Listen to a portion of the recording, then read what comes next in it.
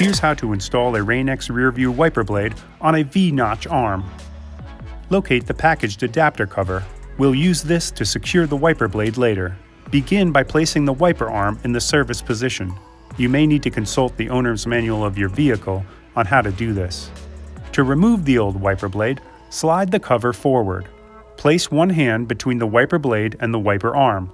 With the other hand, rotate the blade until it disengages. To install the new wiper blade, align the center opening on the wiper blade under the pin at the end of the wiper arm.